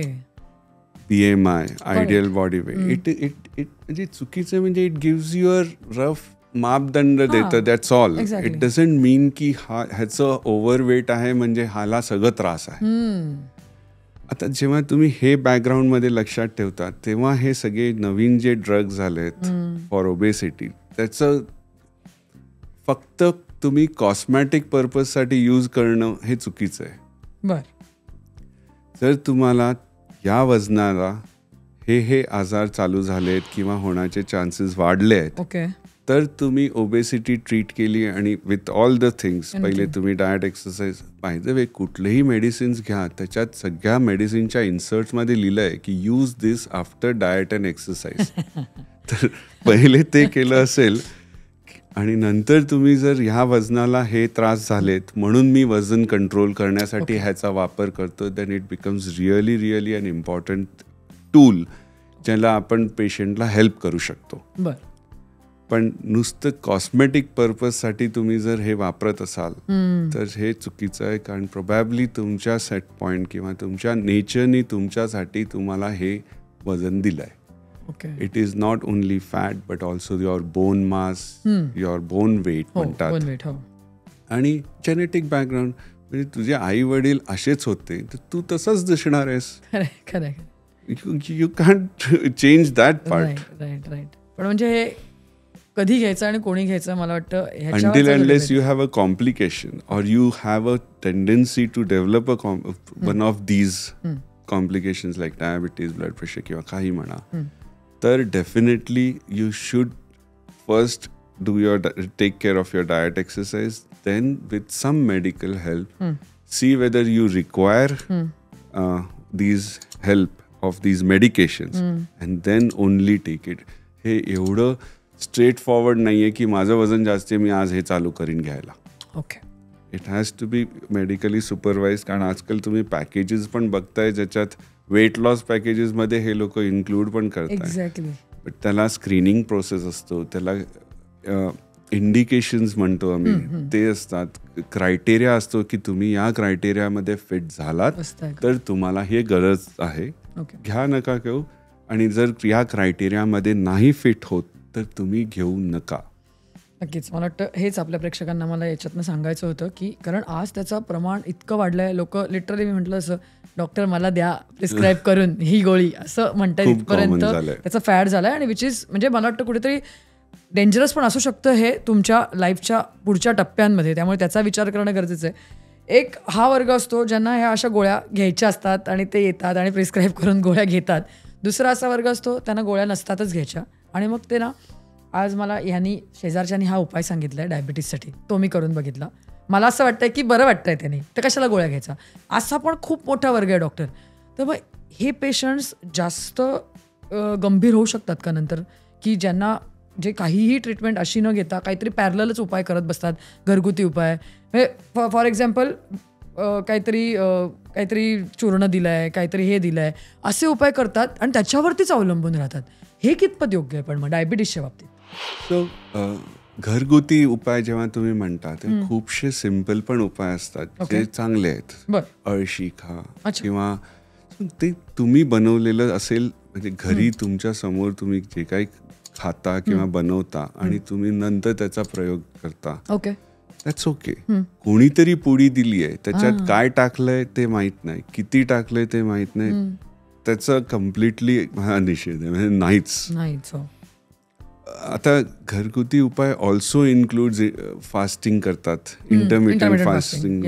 सो अंटिल अनलेस एक तर पहिले तुमच्या डॉक्टरांशी तुम्ही खुलेपणाने सांगा की मला हे ट्राय करायचं आहे. वाईट नाहीये इफ तुम्ही सांगताय तुम्ही काय घेताय, इफ तुम्ही सांगताय तुम्ही काय करताय, तर your doctor can guide you की हो एवढं करा, एवढं नका करू. ओके. खूप जणांना त्याचा फायदाही होतो. फॉर एक्झाम्पल एक फास्टिंग करून, इंटरमिटंट वेगवेगळे फास्टिंग आहेत ते करून ते आर ओके आणि कंट्रोल राहू शकतात. But until unless you talk to your doctor and then your probably जर डॉक्टरांनी सांगितलं तर डायटिशियन बरोबर काउन्सिल केलं बरोबर, तुम्ही जर डॉक्टरांना इन्व्हॉल्व केलं तुमच्या प्रोसेसमध्ये, तर they can guide you whether these parallel जे काय आपण म्हणतो are good or bad. Nothing is bad if we know तुम्ही काय करताय. म्हणजे आता तुम्ही भरपूर पेशंट्स येऊन सांगतात हे लिक्विड मला प्यायला दिलंय, पण त्या लिक्विडमध्ये काय आहे ते मला कळणार नाही, तिथपर्यंत मी तरी कसं सांगू. करेक्ट. त्याचं तुम्हालाही सांगता येणार नाही आणि मलाही सांगता येणार नाही की हे चांगलं आहे की वाईट. पण म्हणजे बऱ्याच वेळेला त्यांचा उद्देश का असतो गोळ्या बंद करायचा, की मला ह्याचे साईड इफेक्ट होते. हो करता येतात. I am for it. करूया, but tell me what you are doing. Tell me तुम्ही काय खाताय, कधी खाताय, कसं करताय. So there are so many different avenues ज्याच्यानी तुमचं खरंच डाएट म्हणजे मॉडिफाय करू शकता. सिम्पल गोष्ट लाईक तुम्ही एक सिम्पल थिंग लाईक मी चपाती खाऊन माझी साखर वाढते, तर मी भाकरी खाल्ली तर ठीक आहे, पण रोज भाकरी खाऊन पण तुम्ही कंटाळणार आहात आणि that is also not good. So there has to be a midway की कधी हे करा कधी ते, मग कुठल्या वेळेस खाताय तुम्ही. ओके. मी भात बंदच केला करतात लोक, हो गरज नाहीये. तुम्ही आजकाल देर are so many different ways ज्याच्याने आपल्याला कळेल. CGMS नावाचा प्रकार आहे, कंटिन्युअस ग्लुकोज मॉनिटरिंग सिस्टीम, ज्याच्याने मला आणि तुमच्या डॉक्टरांनाही कळेल की बाबा भात खाऊन खरंच वाढते की नाही. तुम्हालाही कळेल, तुमच्याच मोबाईलवरती तुम्हाला कळेल की मी भात खाल्ला आणि किती वाढली साखर. ओके.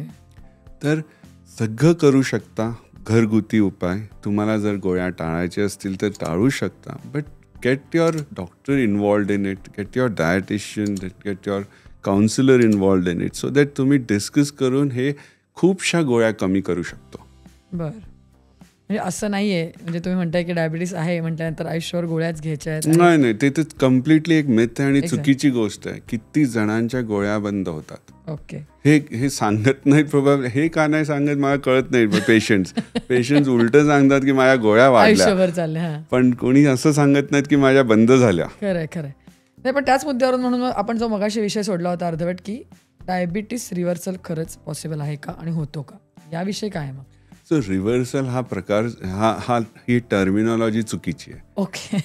रेमिशन बर म्हणजे काय की तुमच्या गोळ्या बंद झाल्या, तुमचे सर्व औषधं बंद झाल्या आणि माझे तरीही साखर कन्झिक्युटिव्हली तीन HbA1c चांगले आहेत, देन आय कॅन से की आय एम इन रेमिशन. मी ह्या विकारापासून लांब आहे सध्या. पण द मुमेंट तुम्ही परत तुमच्या जुन्या लाईफस्टाईलवरती गेलात, तुम्ही परत विसरून गेलात की मला, आपण जेव्हा डायबेटिक डाएट किंवा डाएट आहार म्हणतो किंवा व्यायाम म्हणतो, हे फक्त डायबिटीससाठी कशाला? तुम्हाला जर काही आजार नसेल आणि तुम्हाला जर निरोगी राहायचं असेल तरी हेच करावं लागतं. करेक्ट. तर जर हे तुम्ही कंटिन्यू करत राहिलात तर तुम्ही निरोगी राहाल. So रेमिशन is a proper word. जिथे रेमिशन का मी सांगतो, कारण जर तुम्ही परत उलटं केलं तर परत तोच विकार येईल तुम्हाला. ओके.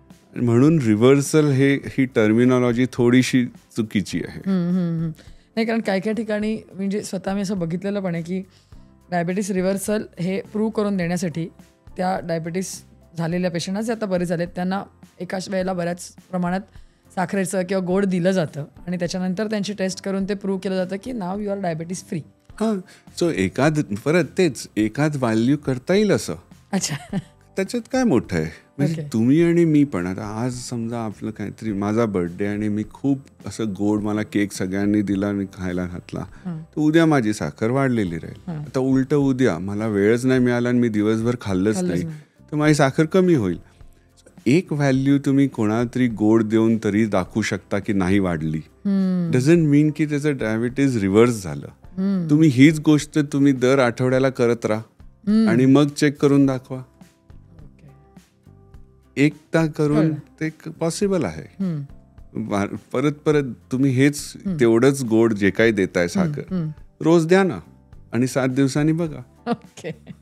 सो आपण त्याला रेमिशन म्हणतोय. That's a perfect term medically. And there are so many patients in remission. Okay. So असं नाहीये की डायबिटीस घेऊनच चालायचं. रेमिशन इथपर्यंत तरी आपण येऊ शकतो. खूपशे आजकाल चांगले प्रोग्राम्स आहेत which are done by doctors. Okay.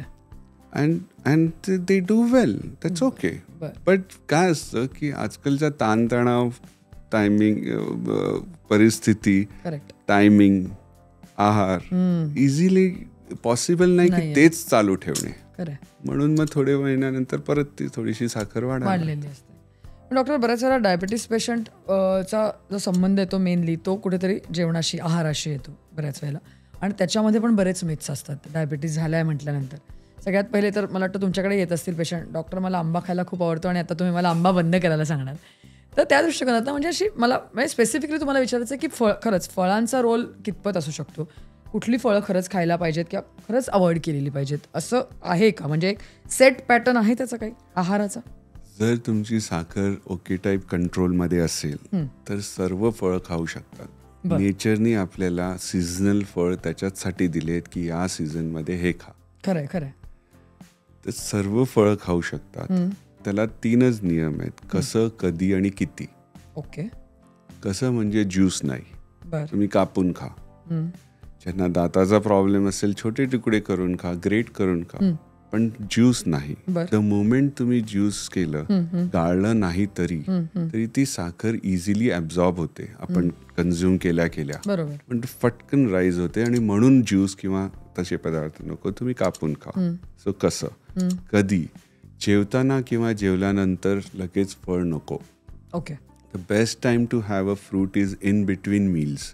म्हणजे आपलं नॉर्मल ठाणे मुलुंडचे जर ठाणे बॉम्बेचे पेशंट बघितले तर संध्याकाळचा 5-6 वेळेचा टाइम आहे जेव्हा भूक लागते आणि काहीतरी खावंसं वाटतं. डबा नेतात, रात्रीचं घरी येऊन जेवतात, मध्ये काहीच खात नाही किंवा मध्ये सँडविच आणि सगळं ते होऊन जातं. त्याच्यापेक्षा त्यावेळेस एक फळ खा.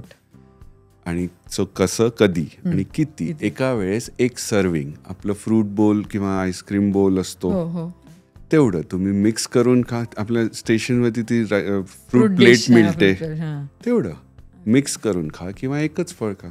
ओके. It doesn't matter. पण टू बिगिन विथ माझं पहिलं स्टेटमेंट लक्षात ठेवलं पाहिजे की पहिले तुमची शुगर नॉर्मल ठेवा. आणि मग हे चालू करा. जेव्हा शुगर ॲबनॉर्मल असेल, खूपच वाढलेली असेल, तेव्हा जर तुम्हाला मी ह्याला अलाव केलं तर ते नॉर्मल व्हायला खूप वेळ जाईल. ओके. सो थोडक्यात फ्रूट सगळे खाऊ शकतात. खाऊ शकतात. हे एक महत्वाचा भाग आपल्याला सांगायचा आहे. आणि जसं मी म्हटलं फ्रूटच्या बाबतीत ना डॉक्टर, जसं आपण मगाशी पण बोललो, भात बंद करतात, साखर पूर्ण बंद करतात. ते किती आयडियल आहे. म्हणजे पूर्ण म्हणजे साखरेचा दाणा सुद्धा घेतच नाहीत ते, पण बाकीचं सगळं खात असतात, फक्त साखर बंद. म्हणजे काय केलं, चहातली साखर बंद केली आहे, कॉफी पितोय, कॉफीतली साखर बंद केली आहे. हे कितपत योग्य आहे? मग हे योग्य आहे का? आपल्या शरीराला साखर, गूळ, मध ह्याची गरजच नाहीये. तुम्हाला स्वीटनेस, ग्लुकोज तुम्हाला चपातीतून मिळते, तुम्हाला तुमच्या भातातून मिळते, तुमच्या फळातून मिळते, तुमच्या ड्रायफ्रूटमधून मिळते. सो प्लेन सिम्पल साखर, गूळ, मध हे तुम्हाला डायरेक्टली घ्यायची ॲक्च्युली गरज नाहीये. Okay. It's whether you have diabetes or whether you don't have diabetes. बर. तर हे एक स्टेटमेंट खूप चांगलं तुम्ही म्हणालात की मी चहात साखर टाकत नाही, पण मी साखर टाकलेले दुसरं काहीतरी खातो, तेच झालं. सो साखर टाकलेले दुसरे पदार्थ नाही चालत. तुम्हाला साखर, गूळ हे बंदच करावं लागतं जर तुम्हाला डायबिटीज असेल. तुम्हाला डायबिटीज नको असेल तरीही, मी पहिले बोललो साखर खाऊन डायबिटीज होत नाही, पण उगाच ह्यानी कॅलरीज इन्क्रीज होतात, म्हणून ह्या सगळ्या गोष्टींचं प्रमाण कमी केलं पाहिजे. आणि येस, साखरची खरंच गरज नाहीये. आय वुड रिटरेट दिस फॅक्ट, कारण हे टाकून साखर न टाकून मी गूळ टाकून चहा प्यायला, ते एकच गोष्ट आहे.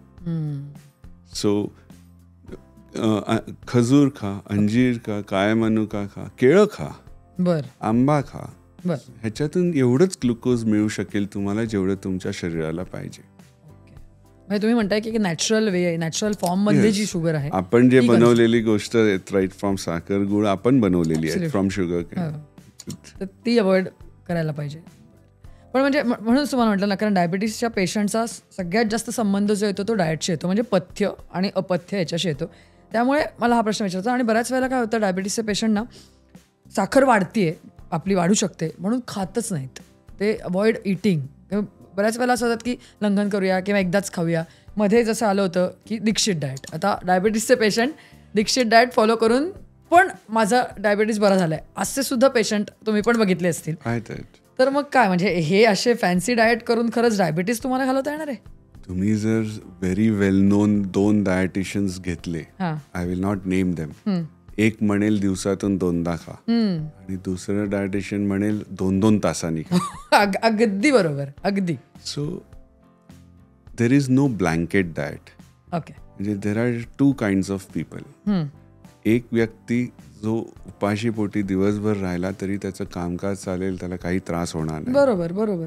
दुसरा असेल जो 3-4 तासात जर काही तोंडात टाकलं नाही तर डोकं दुखापासून सगळे काय त्रास चालू होतात. अगदी. सो पहिले जर एका व्यक्तीने आपल्याला या 2 गटापैकी कुठल्या गटात मी आहे ते ठरवावं. बरोबर. आणि मग सो इंटरमिटंट फास्टिंग म्हणजे दिवसातून 2दा खाणे. आपण पहिले काय म्हणायचो, रोटी कपडा मकान जेव्हा म्हणतो तेव्हा रोटी म्हणतो 2 वक्त की रोटी. सो इट वॉज ऑलवेज 2दाच खाणे होते. ते आपले नाश्ते आणि मग मधले स्नॅक, इव्हनिंग स्नॅक आणि नाईट सप्पर आणि खूपसं चालू झालं. So it is good, but you should know की तुम्ही कुठल्या गटात आहात. बरोबर. आणि then you can follow this. Twice a day meal is good. Okay. But until unless you consult your doctor and your dietitian and your counselors. नुसतं स्वतःने यूट्यूबवर बघितलं किंवा कुठल्या तरी चॅनलवर बघितलं किंवा कोणीतरी मला प्रमोट केलं किंवा माझा बाजूचा खातोय 2दाच म्हणून मी खाणार कारण त्यांनी हे प्रोग्राम जॉईन केलंय, राईट, ते चुकीचं आहे. आणि 2-2 तासांनी खाणं पण वाईट नाहीये, until and unless you take into consideration. तुमच्या डॉक्टरांशी कन्सल्ट करा आणि मग डायटिशियनशी बोलून घ्या. ओके. पण डॉक्टर, आता जसं आपण हे सगळ्या मिथ्सबद्दल बोलतोय डायबिटीसच्या संदर्भात, आहाराचं झालं, बऱ्याच वेळेला हे पेशंट्स डायबिटीस झालाय म्हणून सडनली व्यायाम करायला सुरुवात करतात किंवा सडनली मग त्यांच्या फिजिकल ॲक्टिव्हिटी अचानक वाढतात. डायबिटीसचा पेशंट वॉकच करत राहतो 2-1 तास संध्याकाळी आपलं मॅरेथॉन जॉईन करतात. एक्झॅक्टली. तर मग हे तुम्हाला काय, म्हणजे हे असं अपेक्षित आहे? कारण नाही, म्हणजे तुम्ही जन्मभर कधी एक्सरसाइज केलं नाही आणि आता मला माझा मित्र मॅरेथॉन आता आली जवळ म्हणून मी चालू केलं, हे चुकीचं आहे. परत तेच आहे की तुम्ही इव्हॉल्व झाला नाही आहे, तुमचं शरीर तेवढं इव्हॉल्व झालं नाही की तुम्ही फटाफट चेंजेस कराल. खरं. व्यायाम एवढाच गरजेचा आहे, पण कुठला प्रकारचा व्यायाम तो इम्पॉर्टंट आहे. तुम्ही जन्मभर कधी जिमला गेला नाही आहात तर परत आता ॲट द एज ऑफ 45-50 जाऊ नका. तुम्ही जे काही व्यायाम घरी करत होता, जे खेळत होता, का नाही ते खेळणे. तुम्ही पहिले क्रिकेट खेळत होता किंवा बॅडमिंटन खेळत होता किंवा काही नाही, नुसतं स्विमिंग करत होता, तेच चालू ठेवा. ओके. आणि कुठलाही असं स्पोर्ट करत नसाल, चालत होता ना पहिले, लहानपणी आपण सगळे चाललो. बरोबर. हो. शाळेत जाताना, इकडून तिकडे जाताना, बँकेत जाताना, कुठेही जाताना चाला, तोही इनफ व्यायाम होऊ शकतो. नवीन करण्याच्या आधी इट हॅज टू बी, म्हणजे आजकाल आम्ही कुठलाही पेशंट मागेच लागला की मला हे करायचं, आम्ही फिजिओथेरपीकडे पाठवतो. ते त्यांचे मसल स्ट्रेंथ, फ्लेक्सिबिलिटी सगळं अकाउंटमध्ये घेऊन मग पेशंटना आम्ही सांगू शकतो, ओके ही तुमच्यासाठी एवढं करू शकतो. But it is a scientific way. Exactly. कुठल्याही गोष्टीचा अतिरेक करण्यात काही अर्थ नाही. तिथे मातीच. नक्की. नाही, डायबिटीसशी रिलेटेड मला छोटे छोटे प्रश्न तुम्हाला विचारायचे आहेत की बऱ्याच वेळेला असं आहे की डायबिटीस महिलांसाठी जास्त घातक आहे किंवा जास्त प्रॉब्लेमॅटिक आहे. Is it a fact?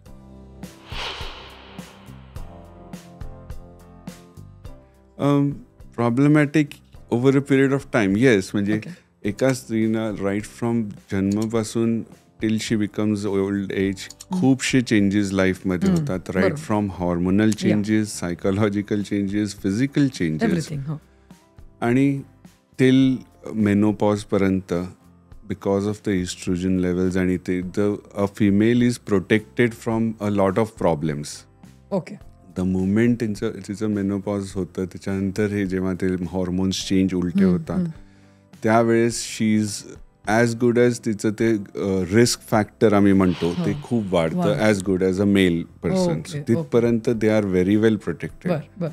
But if you see नावडेज का थिंग, लेट मेनार्की म्हणजे लेट मेन्सेस चालू होणे, मग लेट प्रेग्नन्सी आणि अर्ली मेनोपॉज, हे जर तुम्ही if you take all these things in to account, हे जे प्रोटेक्शन आहे, natural protection to a female is gradually reducing. आता more or less they are at different risk. आणि लॉजिस्टिकली पण बघितलं, in a family a female takes care of herself the last. पहिले मुलांचं बघते, मग हजबंड, मग आई वडील आणि सासू सासरे, आणि लास्ट माझं बघा तुम्ही. आमच्याकडे पण जेव्हा पेशंट्स येतात, हे सगळ्यांचं बघून जाऊन दे, मग माझे फक्त रिपोर्ट बघून टाका. So there are so many factors that make a female more prone for a lot of problems. So थोडं महिलांनी जास्त गांभीर्याने घ्यायला पाहिजे. राईट फ्रॉम खूपशे फॅक्टर्स इन्व्हॉल्व्ह होतात, फिजिकल, फायनान्शियल, हॉर्मोनल, सगळंच. राईट. दुसरा प्रश्न असा आहे माझा की झोपेचा डायबिटीसशी डायरेक्टली इनडायरेक्टली खरंच काही संबंध आहे?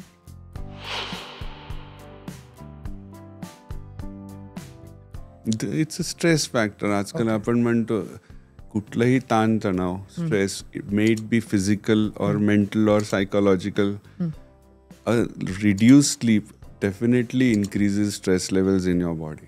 ओके. आणि जेव्हा स्ट्रेस वाढतं तेव्हा सो कॉल्ड आपण म्हणतो तसे इन्फ्लमेटरी मार्कर्स, म्हणजे जे आपले सगळे cells are expose to a lot of inflammation, resulting into more risk of all these, right from blood pressure पासून, डायबिटीज पासून, सर्वच. आजकाल with this timing, US UK timings, वरती काम करणारे किंवा वर्क फ्रॉम होम पण खूपसं आहे, जिथे रात्रभर ऑलमोस्ट 2-3 वाजेपर्यंत कामं चालू असतात. ह्या सगळ्या कारणामुळे स्लीप तर कमी, म्हणजे नंबर ऑफ आवर्स कमी होतातच, पण there is something called as our body's circadian rhythm, जिथे our body again is not evolved for हे वर खाली होणार आहे. आपल्या शरीराला अजूनही तीच सवय आहे की सकाळी पहाटे उठायचं, संध्याकाळी अराउंड आयडियली तुम्ही विचारलं तर 7-8 पासूनच झोपायची तयारी केली पाहिजे, पण ते शक्यच नाही आपल्या कंडिशन. ऍटलीस्ट जितकं लवकर झोपता येईल आणि मिनिमम 7 तास काढते आले झोपेचे, तर it is really protective in terms of not just developing any of this problem, पण कॉम्प्लिकेशन पण कमी होतात. नक्की. आणि सर एकूणच जर का बघितलं आता हो, ज्याला डायबिटीस झालाय किंवा होतोय किंवा प्री डायबिटिक आहे त्याचं तर ठीक आहे, त्याला आपण ट्रीटमेंट लेवलकडे जाऊ, पण प्रिकॉशन आहे डायबिटीस न होण्यासाठी खरंच? हो, can you take any preventive measures? Yes, a lot. First of all, look around you. Just आजूबाजूला तुम्ही बघितलं तरी तुम्हाला लक्षात येईल की खूप वाढायला लागलंय माझ्या मित्रांमध्ये, माझ्या भाऊ बहिणींमध्ये. सो पहिले आजूबाजूला बघा आणि सेम, म्हणजे जर तुम्ही तुमचं डिसिप्लिन लाईफ सगळं करू शकता, असं काही नाही की मला हे सगळं बंदच करावं लागेल, सगळं करू शकता but in a discipline manner. म्हणजे it's like imagine yourself in an army or any of that armed forces, जिथे तुम्ही सर्व करू शकता पण इन अ डिसिप्लिन मॅनर. तर तुमची not just, I am not talking about किती वर्ष जगाल, पण ॲटलिस्ट निरोगी राहू शकाल for a long duration of time. And definitely diabetes can be prevented without tablets. जसं आपण छोटे प्रश्न घेतोय, मला आणखीन एक प्रश्न तो म्हणजे अल्कोहोल असेल किंवा स्मोकिंग असेल, या सगळ्या ज्या हॅबिट्स आहेत त्याचा डायबिटीसशी काही संबंध डिरेक्टली इनडायरेक्टली आहे, होऊ शकतो?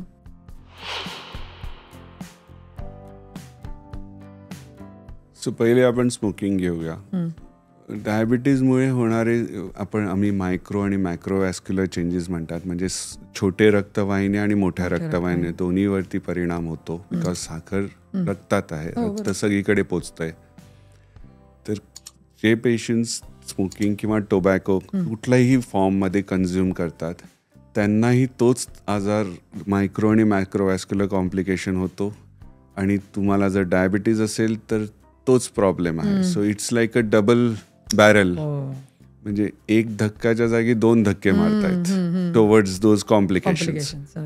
As far as alcohol goes, खूप कॉन्ट्रोवर्सी आहे, राईट फ्रॉम किती घ्यावं, घेऊ शकतात आणि किती घ्यावं. बेसलाईन नाही, म्हणजे अल्कोहोलनी तुम्हाला त्रास होणारच आहे, बेसलाईन इज दॅट. पण आय रिमेंबर, म्हणजे हे खूप वर्ष झाली त्याला, I had one 75-year-old patient coming to my clinic. आणि फॉर द फर्स्ट टाइम झालं सगळं. मी बोललो काही आता करा, 3 महिन्यांनी रिपोर्ट करून परत भेटा. सगळं डाएट आहार सगळं सांगितलं, सगळं झालं. तर ते दरवाजाने घेऊन परत आले आणि बसले, बोलले की डॉक्टर तुम्ही मला अल्कोहोलबद्दल काही बोललं नाही. असं सॉरी बोला. Is it the only reason I came to you, because माझ्या मित्रांनी सांगितलं तुम्ही अल्कोहोल पिऊन देतात. हे चुकीची गोष्ट आहे. म्हणजे आय देन एक्सप्लेन टू हिम की रादर दॅन मी अलाव करणे, मला ॲटलिस्ट तुम्ही सांगितलं की तुम्ही किती घेता, I can guide you towards, if not possible stopping, at least how to go about it. How to go about it. कसं घ्यायचं, किती घ्यायचं आणि परत तेच कसं, कधी आणि किती. So baseline you should not, but if you are drinking, talk it out with your doctor आणि मग you can actually be guided की कसं, किती आणि कसं, किती घेऊ शकता. ओके. सो संबंध आहे आणि तुम्ही जसं म्हणता डेफिनेटली आहे, बेसलाईन नोच आहे, हे महत्वाचं आहे. डॉक्टर, आणि जसं आता आपण एकदम शेवटच्या आपल्या ह्याच्याकडे येतोय, आपण बऱ्याचशा गोष्टी छान डिस्कस केल्या आणि बऱ्याचशा गोष्टी सांगितल्या तुम्ही. त्याच्यामध्ये मला तेच विचारायचं आहे की आता कॅन्सरसारखंच डायबिटीसवरती सुद्धा जगभरात प्रचंड रिसर्च चालू आहे आणि त्याच्यावरती बऱ्याचशा गोष्टी औषध स्वरूपात, इंजेक्शन स्वरूपात येत आहेत. तर डायबिटीसच्या दृष्टिकोनातून आत्ता लेटेस्ट काय रिसर्च चालू आहेत आणि जेणेकरून खरंच असं काही इम्पॅक्टफुल गोष्टी पुढच्या भविष्यात काही होऊ शकतात का, की जेणेकरून डायबिटीसचं एवढं जे वाढलेलं प्रमाण आहे ते कुठेतरी आटोक्यात येईल, असं काही दिसतं आहे का? इन्सिडेन्स कमी करणे माहीत नाही होऊ शकणार आहे की नाही, कारण आजकाल आपले जितकी फास्ट ट्रीटमेंट आणि जितकं फास्ट संशोधन होतं ह्याच्यात, त्याच्यापेक्षा जास्ती फास्ट आपले लाईफस्टाईल खराब होत चालले आहेत. तर त्याचं नाही, पण लास्ट 20 वर्षात खूपशे ट्रीटमेंट वाईज चेंजेस झालेत. पहिले कसे असायचे 2-3 प्रकारच्याच गोळ्या असायच्या. तुमची साखर अचानकच कमी करू शकीन मी, किंवा त्या गोळ्यांचे साईड इफेक्ट्स पण होते. आता अशा गोळ्या खूप कमी झाल्या आहेत आणि अशाही गोळ्या आहेत ज्याच्यानी तुमचं शुगर कंट्रोल किंवा ग्लुकोज कंट्रोल होऊ शकतं, पण तुम्हाला तुमचं हृदय, किडनी आणि लिव्हर पण सांभाळू शकतं, डोळे सांभाळू शकतात. मी गोळी एकच दिली ग्लुकोज कंट्रोल करण्यासाठी, पण त्याच गोळीने तुमचं बाकीचे अवयव पण मी सांभाळू शकतो. हे एक आत्ता ट्रीटमेंट पार्ट. खूपसं जेनेटिक्समध्ये किंवा गट फ्लोरा ह्याच्यावरती पण बघितलं जातं, ज्याच्यात अंदाज येतो की कुठल्या व्यक्तींना कुठल्या गोळ्या देता येतील. सो इट्स मोर इंडिव्हिज्युअलाइज ट्रीटमेंट व्हायला लागली आहे. पहिले कशी कुठलाही डायबेटिक पेशंट आला यापैकीच कुठली तरी घ्या. आता थेरपी हळूहळू मोर इंडिव्हिज्युअलाइज झाली आहे. म्हणजे एका व्यक्तीला ही गोळी सूट होईल, दुसऱ्याला होणार की नाही ते सांगता येणार नाही. आणि तिसरं, विथ ऑल दीज AI आणि विथ मेडिकल रेकॉर्ड्स जसे ठेवायला लागलोय आम्ही, आमच्या लक्षात असंही आलंय की अशा प्रकारचा व्यक्ती आला विथ दिस असे आजार, तर ही गोळी किंवा ह्या 2-3 गोळ्या खूप फायदा होतो. तर तशाच टाईपचं कोणी दुसरं आलं तर it becomes very easy to just replicate. Absolutely. So हे हळूहळू खूपसं, म्हणून तर डायबेटिक पेशंट्स जगायला जास्ती लागले आहेत with so less of a problem. पहिले किती कॉमन असायचं की डायलिसिसला लगेच गेलेत, किती कॉमन असायचं की डायरेक्ट पेशंट हार्ट अटॅक आला आणि ॲडमिट झाला. आजकाल हे प्रिव्हेन्शन पार्ट खूप वाढला आहे. फ्रॉम आमचं पण पर्स्पेक्टिव्ह चेंज झालंय, डॉक्टरांचं पण पर्स्पेक्टिव्ह बदललंय की पेशंट आला तर हे सगळं टाळता येईल आत्ताच मला माहिती आहे, तर मी बघून घेतो ते. म्हणून कधी कधी आम्ही पेशंटना सांगतो ही टेस्ट करून या, डोळे तपासून या. भरपूरदा पेशंट म्हणतात कशाला, मला चांगलं दिसतंय. पण समजवायला लागतं की जर मला लक्षात आलं आत्ता की तुमच्या पडद्यांवर काहीतरी चेंजेस आले, मी आत्ता टाळून ते पुढचा त्रासच निगेटच करू शकतो. Right. So there are a lot of new things coming आणि there are more targeted towards individualize treatment rather than mass treatment. आणि more of a preventive treatment rather than आता त्रास झाला आता काय करायचं. नक्की. सो आता डॉक्टर एक लास्ट प्रश्न, की डायबिटीस झाल्यानंतर जसं मी तुम्हाला मगाशी म्हटलं की लोक भितात, कारण ह्या सगळे आजार लागतात कुठे ना कुठेतरी. पण मग डायबिटीसकडे एक लाईफ थ्रेटनिंग डिसीज किंवा आजार, विकार म्हणून पाहायचं का, खरंच एवढं गांभीर्याने घ्यायचं का? आणि नाही तर जाता तुम्ही काय सांगाल ज्यांना डायबिटीस झालाय त्यांना? डायबिटीसला घाबरून तर डेफिनेटली चालणार नाही, पण म्हणजे त्याची नोंद घ्यावी. की हे पाहुणा आहे तुमच्या घरी, तुम्हाला आवडो ना आवडो तुमच्याबरोबर लाईफ राहणारच आहे. सो झगडून राहा किंवा चांगल्या रीतीने त्याच्याबरोबर राहा. You cannot ignore it. You can like it, you can hate it, but you can never ignore it. कारण हे आहे जे वाढतच आहे आणि दिसतच आहे की सगळीकडे प्रॉब्लेम वाढले आहेत. The only thing I tell my patients is काळजी घ्या, काळजी करू नका, and it helps them a lot. Great. मला वाटतं या नोटवरती आपण थांबू शकतो, कारण खूप महत्त्वाचं तुम्ही सांगितलंय की कशा प्रकारे, आणि मला वाटतं बऱ्याचशा आपल्या ह्याच्यामध्ये कसं, किती, कधी हा एक मुद्दा जो तुम्ही मांडला आहे तो जरी या लोकांनी आत्ता फॉलो केला तरी मला वाटतं त्यांची लाईफस्टाईल आणि लाईफ खूप चांगल्या प्रकारे डायबिटीस सकटसुद्धा पुढे जाऊ शकेल. डॉक्टर, मला वाटतं एक महत्त्वाचा विषय आपण आज घेतला आणि तुम्ही खूप छान पद्धतीने तो उलगडून सांगितलात आज, त्याबद्दल थँक्यू सो मच. थँक्यू. रूबरू विथ अनुमध्ये या विषयासह आत्ता आम्ही इथेच थांबणार आहोत. अशाच इंटरेस्टिंग आणि चांगल्या कंटेंटसाठी तुम्ही मात्र एलिगंट आय यूट्यूबच्या चॅनलला सबस्क्राईब करा, लाईक आणि शेअरचं बटन दाबायला विसरू नका. आत्तासाठी थँक्यू सो मच.